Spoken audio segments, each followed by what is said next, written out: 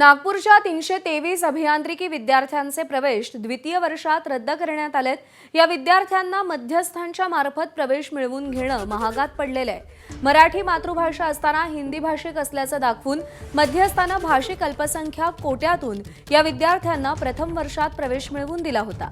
मात्र कागदपत्रांच्या छाननीमध्ये मध्यस्थांनी पैसे घेऊन कागदपत्रात खाडाखोड करत भाषिक अल्पसंख्याक कोट्यातून प्रवेश मिळवून दिल्याचं पुढे आलंय। त्यामुळे ॲडमिशन रेग्युलेटिंग अथॉरिटीनं या 323 विद्यार्थ्यांचे प्रवेश रद्द केले। प्रथम वर्षात उत्तीर्ण झाल्यानंतर द्वितीय वर्षात प्रवेश रद्द झाल्यानं या विद्यार्थ्यांना जबरदस्त मानसिक धक्का बसलाय। नागपूरच्या वेगवेगळ्या नामांकित इंजिनिअरिंग कॉलेजचे हे विद्यार्थी आहेत।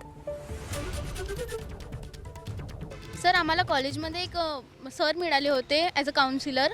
त्यांनी आम्हाला म्हटलं की तुम्हाला आम्ही ॲडमिशन करून देतो। तर जेव्हा आम्ही CATचे रजिस्ट्रेशन केलं त्यांनी आमचे सर्व डॉक्युमेंट्स घेऊन घेतले ओरिजिनल। आता त्यांनी आमच्या तिथं काय केलं काय नाही आम्हाला ते काही जाणीव नाही आहे आणि ते झालं आणि त्यांनी डुप्लिकेट बनवले। आम्हाला मग नंतर ARA कडून नोटीस आलं आहे की तुमची ॲडमिशन रद्द करण्यात येत आहे। तर आमचं म्हणणं हेच आहे की याच्यात आमची काही चुकी नव्हती।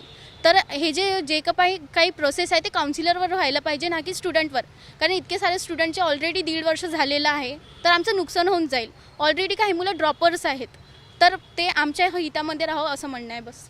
सर, आमची मागणी एवढीच आहे की आमचं जो पण म्हणजे जे आम्हाला ॲडमिशन मिळावं आणि आमचं जो नुकसान होणार होतं तो नुकसान नाही व्हायला पाहिजे आणि आमचे जो म्हणजे ॲडमिशन आहे तो कंटिन्यू राहिलं पाहिजे, ॲडमिशन कॅन्सल नाही झालं पाहिजे। ये ऑब्वियसली कॉलेज की गलती है। अगर से एडमिशन जब आपके पास हो रहा है तो आपने देखा नहीं कि किस चीज़ में हो रहा है, मराठी में हो रहा है, हिंदी में हो रहा है, अंग्रेजी भाषा किस भाषा में हो रहा है। ये तो आपको स्वयं पहले से पता होना चाहिए था कि आपके कॉलेज में क्या डॉक्यूमेंट आ रहे हैं। आपने चेक नहीं किया, आज आप बच्चों को क्यों दोष दे रहे हैं। त्यांनी पूर्ण जो अमाऊंट आहे तो कॅशमध्ये मागितला आणि शेवटपर्यंत काही सांगितलं नाही की हिंदी मायनॉरिटीतून ॲडमिशन करणार आहे, काही डॉक्युमेंट्समध्ये फेरबदल करणार आहे, काहीच सांगण्यात आलं नाही।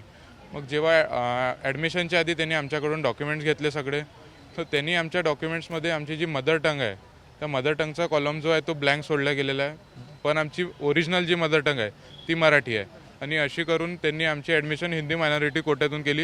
याचा आम्हाला जोपर्यंत डिसेंबर जानेवारीमध्ये ARA कडून लेटर आलं तोपर्यंत काहीच कल्पना नव्हती।